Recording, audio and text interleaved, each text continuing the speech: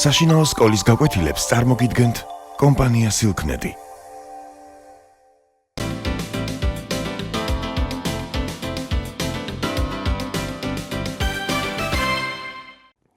მოგესალმებით, ჩვენ ვაგრძელებთ საუბარს რეჟიმებზე. ჩვენი დღევანდელი საუბრის თემაა ფრანკოს რეჟიმი და სტალინისტური რეჟიმი. ფრანკო დაიბადა ფრანცისკო ფრანკო დაიბადა 1892 წელს.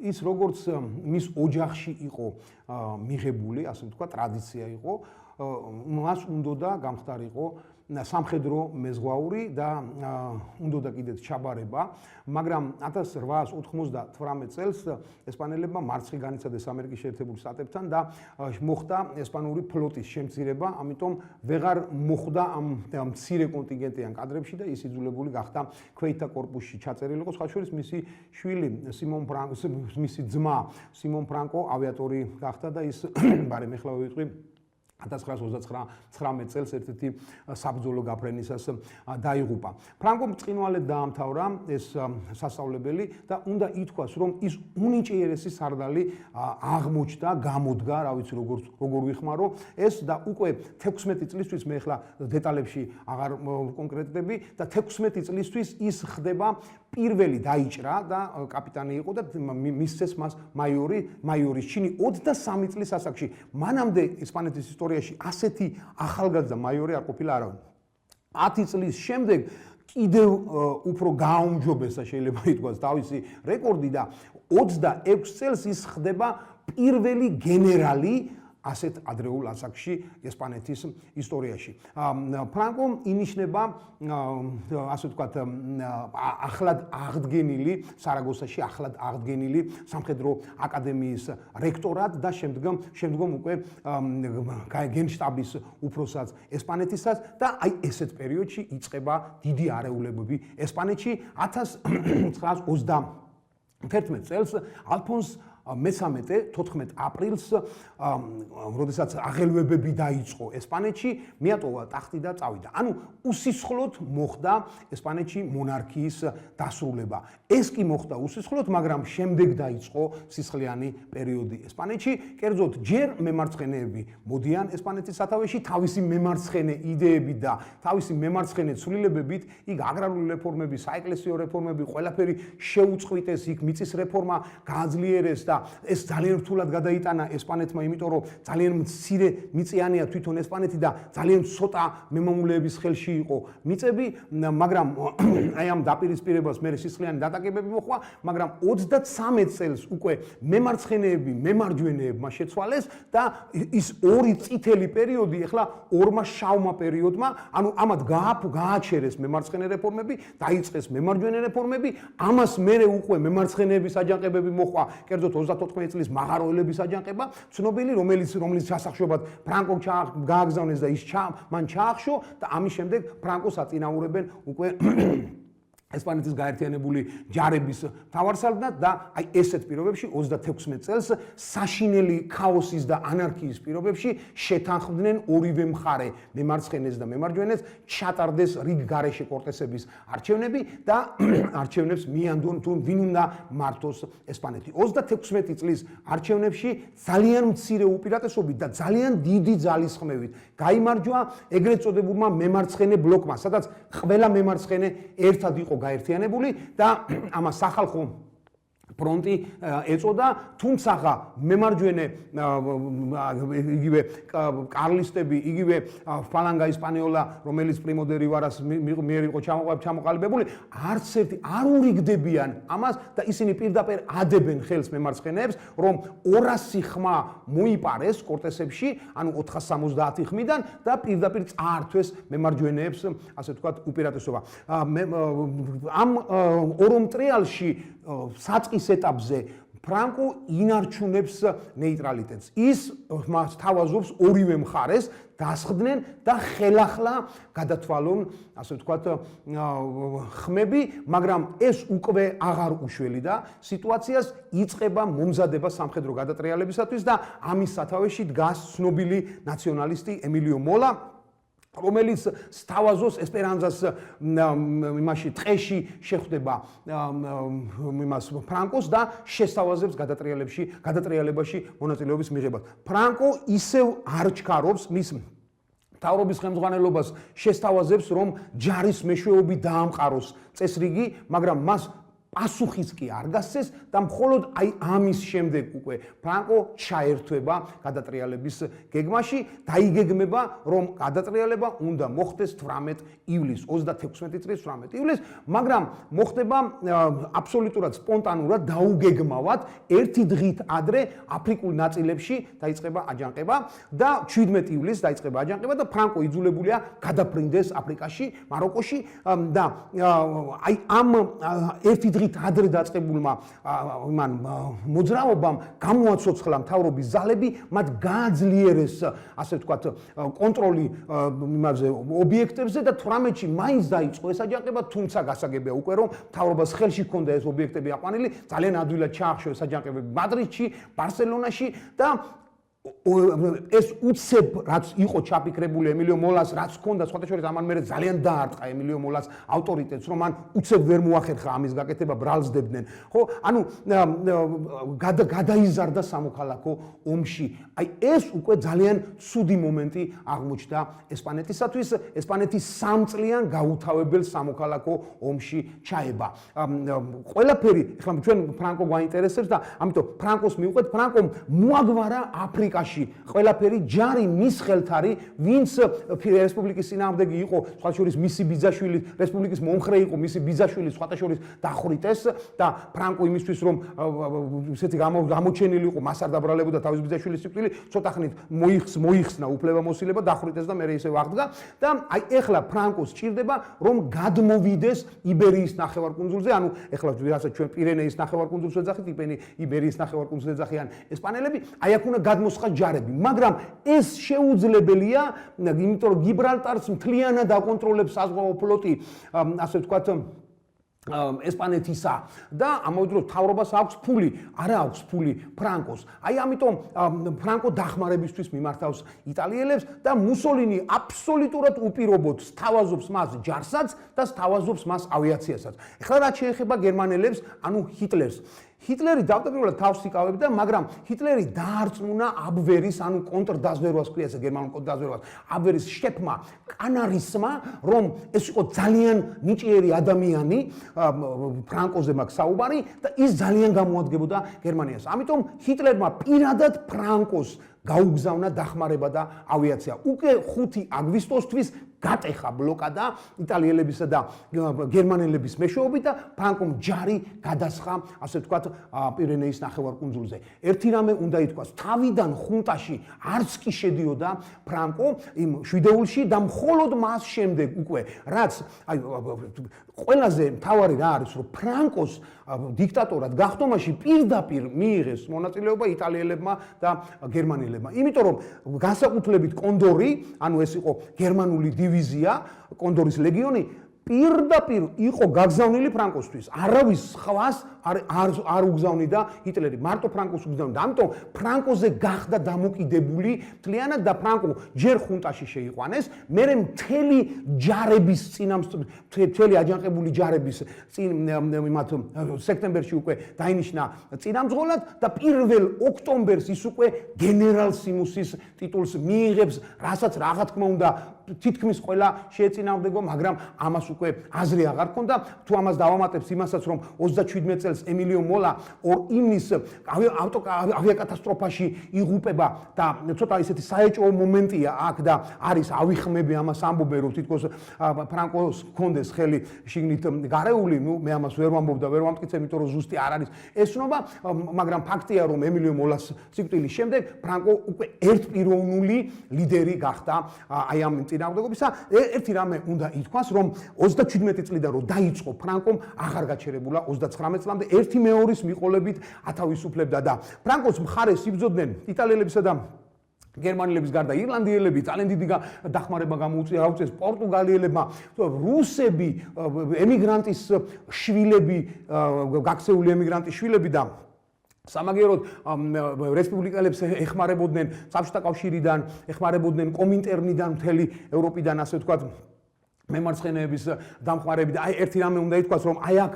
სტალინმა გამოიყენა ნდობა, ასე ვთქვათ, რესპუბლიკელების და შესთავაზა მათ, რომ სანამ ჩაწყნარდებოდა ესპანეთში და ფრანკოს ხელში რო არ ჩავარდნოდა, მანამდე მთელი ესპანეთის ოქრო რომ შეგინახავთ მეო ჩამოიტანეთო და მე რო ჩაწყნარდება და რესპუბლიკა აღდგებაო, მე დაგიბრუნებთ ამ ოქროსო და მართლა დაუჯერეს სტალინს და მთელი ოქრო გაიტანეს ესპანეთიდან. ოდესის პორტში როცა ჩავიდა, ამ გამყოლები ვინც იყო ამ ესპანური ოქროს, ის ესპანელი ხალხი აორთქლდა და დღემდე ეძებენ და ანუ ეს ოქრო მთლიანად გადავიდა საბჭოთა კავშირის ხელში. 50-იან წლებამდე ფრანკო ვერ ამბობდა ამას, რომ ეს ოქრო წაართვა მას სტალინმა ერთი პატარა მიზეზის გამო. მაშინ ფული პირდაპირ იყო მიმული ოქროზე და ეს რო ვინმეს გაეგო, რა თქმა უნდა სტალინი ამას არ იტყოდა. ხო და ვინმეს რო ეს გაეგო, ესპანური ფული აი ესევე დაეცემოდა დაბლა. საშინელი ინფლაცია მოყვებოდა ამას.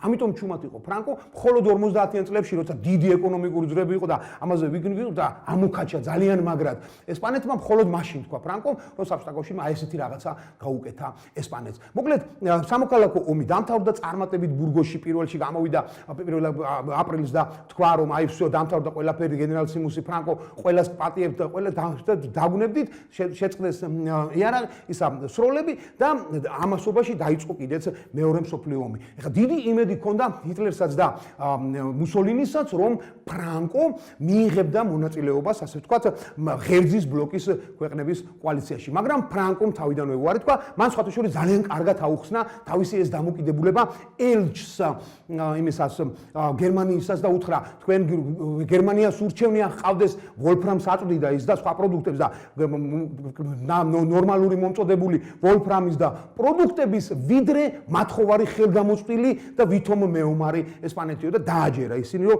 ნეიტრალურობა ჯობდა. მე არ ვამბობ ახლა ცისფერ დივიზიაზე, ერთადერთი ცისფერი დივიზია იბრძოდა, თავიდან 19,000 იყო, მე 50,000-მდე ავიდა, ეს მოხალისეები იყვნენ, მაგრამ მოხალისეებთან ერთად თავისი ჯარის კაცებიც ყავდა ფრანკო შეყვანილი. აქ ორი მიზეზი იყო, ჯერ ერთი ამითი ხურდას უბრუნებდა სტალინს და ეს ბიჭები, სხვათა შორის ცისფერი დივიზიის ბიჭები იბრძოდნენ მარტო ფიცს ზდებდნენ კომუნიზმის წინააღმდეგ საბრძოლველად, ფიურერის ერთგულებაზე არ დებდნენ ფიცს. ანუ ისინი უშუალოდ აღმოსავლეთის ფრონტზე იბრძოდნენ, ხოლო 53 წლის შუა რიცხვებში, ანუ აგვიმაში ზაფხულში რასფორმირება გაუკეთა იმას ამ დივიზიას ფრანკომ და მეორე რას ფრანკომ გააკეთა, ეს ბიჭები იყვნენ სისხლი უდუღდათ და ესეთი მასა იყო, რევოლუციური მასა იყო, მეომარი მასა იყო. ეს მასა გაწოვა ფრანკომ ესპანეთიდან, გაასუფთავა ესპანეთი და ამიტომ გასაგები მიზეზების გამო, რაზე საუბარი, მშვენიერი რაღაცა მოხდა.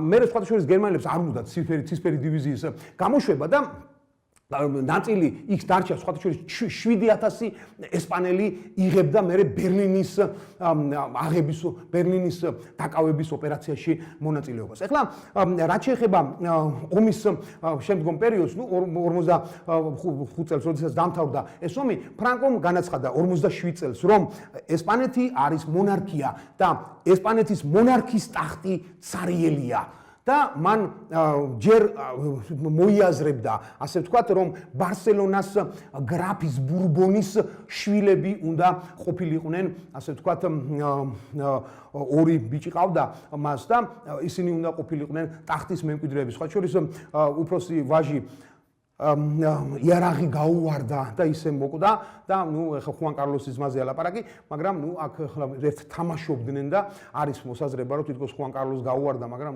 ეხლა ეს ცოტა ისეთი საუბარია. ანუ აი ეხლა თვითონ მამა ბარსელონის ესა წინააღმდეგი იყო, იმიტომ რომ თავდაპირველად ძალიან ცუდ დამოკიდებულებაში იყვნენ ესა ხუან ბურბონი და ფრანკო. მაგრამ ბოლოს ფრანკომ დაითანხმა ოღონდ ერთი პირობით, რომ ფრანკოს სიკვდილის შემდეგ უნდა მომხდარიყო ხუან კარლოსის გამეფება და არა მანამდე.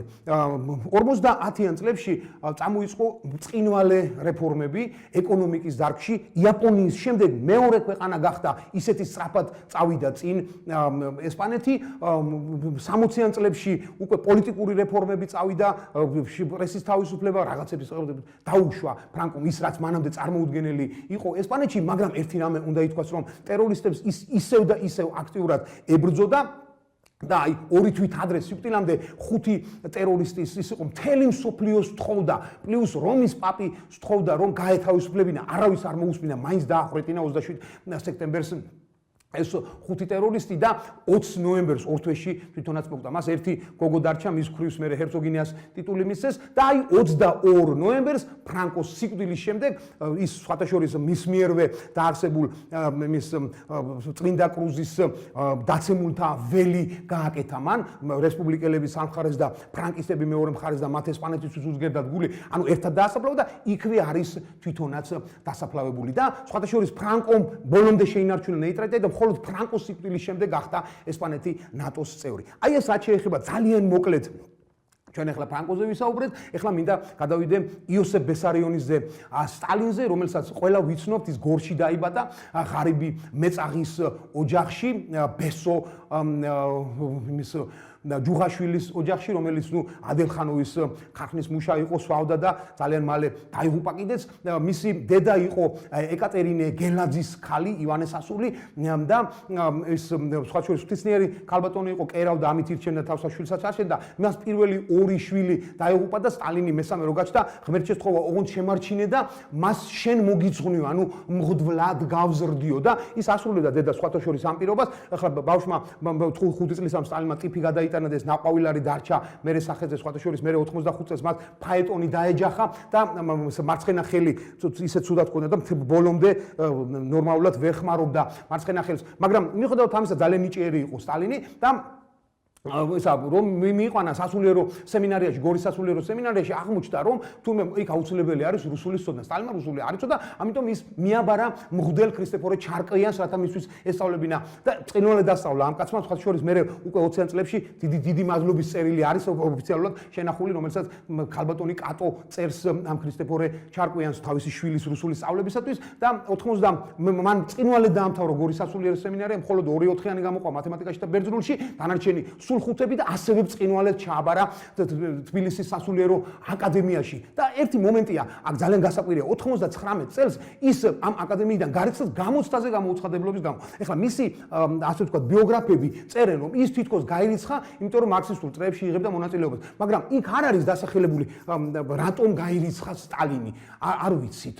ამიტომ მე ვერ ვამბობ ზუსტად, დაზუსტებით რატომ გაირიცხა სტალინი. თუმცა კიდევ ვიმეორებ, ისტორიკოსები ამას ამბობენ, მისი ისტორიკოსები რომ იგი გაირიცხა, იმიტომ რომ მარქსისტულ წრეებში იყო ჩამული. დიახ, ის მართლაც იყო მესამე დასელი, ოღონდ რუსული მიმდინარეობის მესამე დასელი, ლადო კეცხოველი და წულუკიძე და ასე შემდეგ, მიხა ცხაკაიები და ისინი იყვნენ მისი მეგობრები. ის პირველად 1905 წელს შეხვდა ლენინს, მანამდე მან 1903 წელს იქორწინა სვანიძის ქალზე, ეკატერინეზე, რომლისგანაც ერთი ვაჟი შეეძინა 3 წელიწადში საწყალი გარდაიცვალა ჭლექით და დარჩა იაკობი, რომელიც ყველას ძალიან უყვარდა. სტალინს ეს იაკობია სხვათა შორის, რომელიც პაულუსში არ გაუცვალა გერმანელებს, მე უბრალო ჯარისკაც ფელდმარშალში არ ვცვლიო, რო თქვა.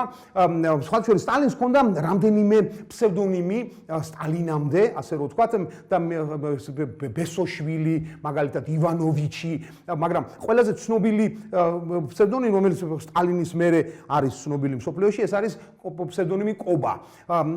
სტალინის თვითონ სტალინი ფსევდონიმი მან აიღო 12 წლიდან და მანამდე ეს ყველა უამრავი გადასახლებები ჰქონდა მას, განსაკუთრებით მძიმე იყო ტურუხანსკის გადასახლება, 4 წელი გახო ციმბირში იყო გადასახლებული და სწორედ რევოლუციის წინა პერიოდში მარტის თვეში ჩამოდის ის და მაშინვე აქტიურად ერთვება. ის არის ერთ-ერთი შემოქმედი ამ ასე ვთქვათ გადატრიალების ამბებში, მონაწილეების ამბებში, როდესაც ლენინმა მოსწერა წერილი, რომ დაიწყეთ გადატრიალება, თუ არა და ქვევიდან მოვაწყო აჯანყებასო, აი ამ იმაზე გამოვიდა ზინოვიე და კამენევი იყვნენ წინააღმდეგი და სტალინმა 16-ში განაცხადა, რომ აუცილებლად უნდა დაეწყოთ გადატრიალება, როდესაც ეს გადატრიალებს შედგა სხვა შორის 18 წელში მან ალილუევას ქალი მოიყვანა მეორე ცოლი მისგან ვასილი და ნადეზდა შეეძინათ მეორე ქალიშვილი ანუ სვეტლანა ბოდისვიხთით ისა ამ 18 წლის გაზაფხულიდან იწყება სამოქალაქო ომი რუსეთში და ამ სამოქალაქო ომშიც რა თქმა უნდა სტალინი იღებს მონაწილეობას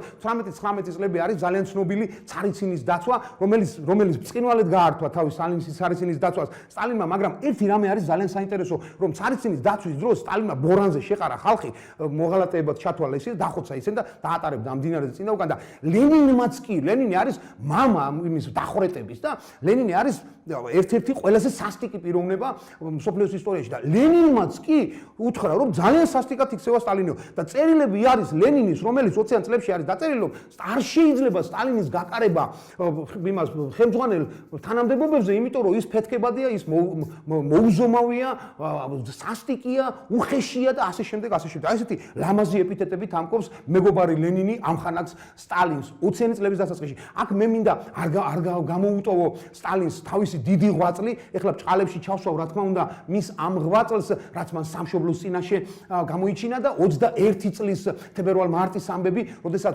უშუალოდ სტალინის გეგმით და უშუალოდ სტალინის ხელმძღვანელობით ბატონმა სერგო ორჯონიკიძემ ამხანაგმა ბოდიშით როგორ ვაკადრე დაიპყრო საქართველოს თებერვალ-მარტში და სხვათა შორის 25 თებერვალს მან უდეპეშა ლენინთან ერთად სტალინს უდეპეშა რომ ავიღე თბილისი და ის ატარებდა გულზე ერთადერთი კაცი იყო ვინც ატარებდა თბილისის აღებისთვის აი ესეთ ორდენს ატარებდა საკუთარი სამშობლოს დამპყრობლის ორდენს 22 წელს სხვა შორის საბჭოთა კავშირის შექმნაში ძალიან დიდი როლი მიუძღვის სტალინს მან შეიმუშავა ეგრეთ წოდებული ავტონომიზაციის გეგმა რაც გულისხმობდა რომ ცალკე უნდა შესულიყვნენ რესპუბლიკები რუსეთის შემადგენლობაში როგორც სუვერენული ისინი არა ისინი ავტონომიების სახით უნდა მიერთებოდნენ რუსეთს და დანამატებად უნდა ქცეულიყვნენ. ამას ქვია სტალინური გეგმა, ავტონომიზაციის გეგმა. ეხლა მე 24 წლის 21 იანვარს ლენინი გარდაიცვალა და ძალიან დიდი ბრძოლა იყო და სტალინმა მოახერხა, ასე ვთქვათ, ძალიან დიდი ებრაული გუნდის ცალ-ცალკე დაშლა, დახოცვა, გასახლება და ასე შემდეგ. ეს იყო ტროცკი, ზინოვიევი, კამენევი, ბუხარინი, რიკოვი, ტომსკი. ანუ სულ ყველა მოიშოლა ცალ-ცალკე და 30-იან წლებში ცალ-ცალკე ხოცა. სულ ყველა 29 წელს ტროცკი გაასახლა და ის გახდა ვოჟდი, ანუ ბელადი საბჭოთა კავშირის. მან მიზნად დაისახა სამი მიმართულებით საბჭოთა კავშირის გაშენება. ეს იყო თითიდან გამოწვეული არარსებული წყობა, რომელიც მოიგონა ძია ლენინმა და აი ამ წყობის შექმნა გააკეთა ერთმა კაცმა, რომელსაც ქვია სტალინი. და გააკეთა ის რომ დაიწყო სოფლად არ ყავდა სტალინს დასაყრდენი ამ პერიოდში, იმისათვის რომ სოფლად გაჩენილიყო დასაყრდენი, უნდა მოსპობილიყო ის მსხველი ფინა, რომელიც სტოლიპინის აგრარული რეფორმის შემდეგ 12 წლებში გაჩნდა რუსეთში, ამაზე იდგა მთელი რუსეთი, ამას ერქვა კულაკ მუშტი და კულაკთა ფენა იყო. ეს იყო შემოქმედი და ეს იყო ძალა მთელი საბჭოთა კავშირის, მომავალი საბჭოთა კავშირის და მთელი რუსეთის. ეს აჭმევდა რუსეთს. სტალინმა შემოიღო კოლექტიური მეურნეობები. ანუ რას ნიშნავს კოლექტიური მეურნეობა? ბოგანო, რომელსაც არაფერი არ აქვს, მეორე ბოგანო, ბოჯამაგირე, უპოვარი, ყველა ერთად შეიკრიბება, არაფერი არ აქვს. სახელმწიფოსაც არაფერი არ აქვს. დაიჭერენ ერთ კულაკს, მოდი აქ შენ ცხენი ყავს, ხარი ყავს, ძროხა ყავს, ქათამი ყავს, ყველაფერი მოიტანე შენ და ჩვენი უნდა გახდეს ეს საერთო. სულ ყველასი გაგიჟდა ეს კულაკი. როგორ უნდა გახდეს საერთო მთელი ცხოვრება ამისთვის ვიბრძოდიო. არ მისცა, რო არ მისცა, თო სწავლო ხელი დახოცა 7 მილიონი მარტო რეპრესია და დახვრიტა მარტო უკრაინაში. აი ამ იმის კეთების დროს, ასე ვთქვათ, რევოლუციის კოლექტივიზაციის კეთების დროს ეს ერთი მიმართულება და საბოლოო ჯამში კულაკთა ფენა განადგურდა, საშუალო ფენა განადგურდა, დარჩა აი ეს ბოგანოების ფენა და მოხდა ის რაც უნდა სტალინს. ანუ აღმერთებდნენ სოფელში უკვე სტალინს. იმიტომ რომ უპოვარებს რაღაცა მისცა ის კულაკები დახოცა და იმათ იქონება ამათ ჩააბარა. გააღმერთებდნენ, აბარას იზავდნენ. და ეს გააკეთა სამაგიეროდ დაეცა შიმშილობდა საბჭოთა კავშირი 30-იან წლებში. ეს რასაც ის ლუსიენ ფევრი, მარკ ბლოკი და ესენ ჩამოდიოდნენ და წერდნენ ვაიმე ეს რა ვნახეთ საბჭოთა კავშირში. რა ნახეს და 30-იან წლებში სოფლიოში იყო კრიზისი, ეკონომიკური კრიზისი და იმ კრიზისთან შედარებით კარგად ცხოვრობდნენ ხო საბჭოთა კავშირში. ანუ აქ ბალახი მაინც იყო რომ მოეძოვათ და იქ ისიც არ იყო მაშინ ამერიკაში და იმაში. ამიტომ ეს ჩანდა რომ თითქოს აქ რაღაცა იყო. რაც შეეხება მეორე მიმართულებას, ეს არის ინდუსტრიალიზაცია, აქაც სტალინმა იმისათვის რომ შეეკრა ეს საბჭოთა კავშირის სხვადასხვა ეკონომიკები ერთმანეთს გადააჯაჭვა, მიაჯაჭვა და მაგალითად როდესაც მის ქარხანას ჭირდებოდა რკინის ჩამომსხმელ ქარხანას ჭირდებოდა ქვანახშირი, იქვე კი არ მოქონდა ქვანახშირი, იმიდან ჩამოქონდა უკრაინიდან ჩამოქონდა ქვანახშირი, იქვე კი არ ყიდიდა, ციმბირში ყიდიდა. ანუ ყველაფერი ერთმანეთს მიაჯაჭვა. ასეც მოხდა მერე, რომ ეს ყველაფერი, როდესაც საბჭოთა კავშირი დაინგრა და დაიშალა, ეს ყველაფერი აღმოჩნდა თურმე რომ თურმე იმდენად იყო მიჯოჭი, ყველაფერი გაჩერდა. მთელი საბჭოთა კავშირი დადგა, როცა საბჭოთა კავშირი დაიშალა. აი ეს მიბმა სწორედ სტალინმა გააკეთა. ერთი რამე კიდევ აუცილებლად უნდა იცოდეთ რა. საბჭოთა კავშირის დროს არის შევებოდა ნორმალური ფეხსაცმელი, ტანსაცმელი და ეს რატო სუბუქი მრეწველობა არ განუვითარებია სტალინს. სტალინმა დაიწყო პირდაპირ მძიმე მრეწველობის განვითარებით, ანუ უნდა დაწეოდა კაპიტალისტებს და ამიტომაც ააშენა ეს დნეპროგრესი და რაღაც საშინელი უზარმაზარი მახინები, კი ელექტროენერგია გამოიმუშავა, მაგრამ სულ იყო ეგრეთ წოდებული ან ენთუზიაზმზე, ან გადასახლებულების ხარჯზე. რაც შეეხება მესამე მიმართულებას, ამას ქვია კულტურული რევოლუცია. მანამდე იყო და დღესაც არის ხო ნორმალური, ეს არის ხელოვნება ხელოვნებისთვის. არა, მაშინ იყო ხელოვნება ხალხისთვის. რას ნიშნავს ხელოვნება ხალხისთვის? ანუ ის უნდა გეწერა, რაც მთავრობას ესიამოვნებოდა. ანუ აი ამ პერიოდში არის ვინც მოერგო ამ პერიოდს, ისინი აყვავდნენ, ასე ვთქვა და საბჭოთა დიდი მწერლები გახდნენ. დღეს არც ერთი სახელი არ ახსოვს ნორმალურად არავის, სამაგეროდ ვინც ვერ მოერგო მასობრივად იხოცებოდა. ანუ მაგ პერიოდში იყო გაწყდა 30-იანი წლების რეპრესიების დროს, გაწყდა მთელი ქართული ინტელიგენცია. მე რამდენიმე სახელს დავასახელებ და ამით ყველაფერი იქნება ნათქვამი. ეს იყო მიხეილ ჯავახიშვილი, ეს იყო სანდრო ახმეტელი, ეს იყო წიციან ტაბიძე, ევგენი მიქელაძე. ანუ ხალხი, რომლებსაც უნდა შეექმნათ ქართული კულტურა, განადგურდნენ, წაიყვანდნენ და ის დღესაც არ ვიცით, საფლავები არ ვიცით სად არის ამ ხალხის. აი ეს იყო კულტურული რევოლუცია. ანუ მე ახლა როგორ თარგმნო, არ ვიცი, ასეთი ბალეტი დაიწყო ბოლტი. და ახლა როგორ შეიძლება ქანჩებიანი კაცები გამოდიოდნენ, ქალები და ბოლტის ქანჩები ცეკვავდნენ ბალეტს. ნუ აი ესეთი რაღაცები იდგმებოდა. მაშინ ეს იყო საბჭოთა გემოვნების დემონსტრირება, ასე რომ ვთქვა. მე ერთ მაგალითს მოგიყვანთ, მაგალითად კონსტანტინე გამსახურდიას თვარის მოტაცებაც კონსტანტინე გამსახურდიას დაწერილი და ვაზის ყვავილებას და ბავშვებო წაიკითხეთ თქვენ და თქვენ თვითონ მიხვდებით რომელი არის შეკვეთით დაწერილი და რომელი არის ხელოვნება ხელოვნებისთვის. ახლა რაც შეეხება უშუალოდ რეპრესიების სამი დიდი ტალღა იყო, გარდა იმისა რომ 20-იან წლებში იყო. ამას ეთქვა ბატონი ჰენრიხ იაგო და 34-36 წლებში, მერე 26-დან 38 წლამდე იყო ნიკოლაი ეჟოვი და 38-დან უკვე ბოლომდე სტალინის სიკვდილის შემდეგაც, სანამ თვითონაც არ მოკლეს ბერია. ანუ აი ამ სამ ეტაპზე უამრავი ადამიანის სიცოცხლე შეეწირა და შეიწირა და მე აღარ მინდა ძველი პარტიული მუშაკები და ყველაფერი, მაგრამ განსაკუთრებით მინდა გავჩერდე 27-38 წლების რეპრესიებზე, როდესაც ტუხაჩევსკი გაიდა, ასე შევთქვი, ბლუხერი და მთელი, ასე ვთქვათ, საკომანდო შტაბი მთელი საბჭოთა კავშირის, ამიტომ შეხვდა საბჭოთა კავშირი პრაქტიკულად მოუმზადებელი ომს, ამიტომ იყო რომ ფინეთთან წავაგეთ ომი მაშინ საბჭოთა კავშირმა და აი ეს იყო უდიდესი შეცდომა, დანაშაული, არ ვიცი როგორც გინდათ ისე თქვით, მაგრამ მაშინდელი მთელი ის იქნა გაწყვეტილი და მოშორებული და ბოლოს აღარ შევჩერდები ახლა მე, რა თქმა უნდა 40-იანი წლები ეს ვიცით ომის პერიოდში რა იყო და როგორ იყო, რა გააკეთა და სტალინმა 45 წელს მერე გენერალ სინუსის ტიტულიც მიიღო, მაგრამ 40-იანი წლების მეორე ნახევარში უნდა ითქვას ომის შემდეგ სტალინმა დაიწყო შემცირება, ფასების შემცირება, მუდმივად ყოველწლიურად, ყოველთვიურად აგდებდა ფასებს ნელა-ნელა და 50-იანი წლებისთვის ძალიან კარგ რაღაცებს, ანუ ბარათების სისტემა გაუქმდა, მაგრამ რეპრესიები ბოლომდე არ მოშლილა. ეს იყო ებრაელების საქმე 50-იან წლებში, 52 წელს ექიმები დააპატიმრეს და გადარჩენეს საწყლები მხოლოდ და მხოლოდ იმიტომ რომ სტალინი მოკვდა და ასე შემდეგ. 53 წლის 1 მარტს სტალინი კუნცევოს აგარაკზე, თავის უახლოეს აგარაკზე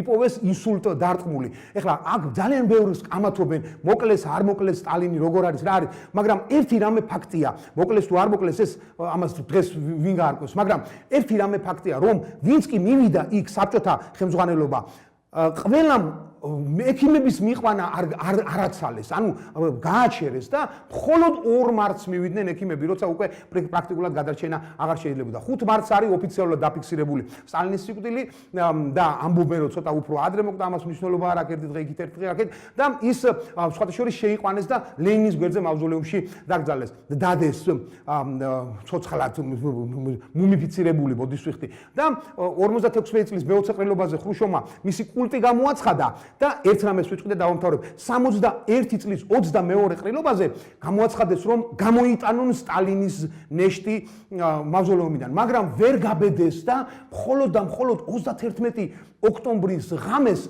და 1 ნოემბრის ღამეს ჩუმად გამოიტანეს და კრემლის კედელში დაკრძალეს. აი ეს კულტი დღესაც ცოტა ისეთი საკამათო თემაა სტალინისა, მაგრამ დანარჩენი ახლა თქვენი განსაჯდელია, ასეთი იყო სტალინის რეჟიმი. დღეს ამით დავამთავროთ.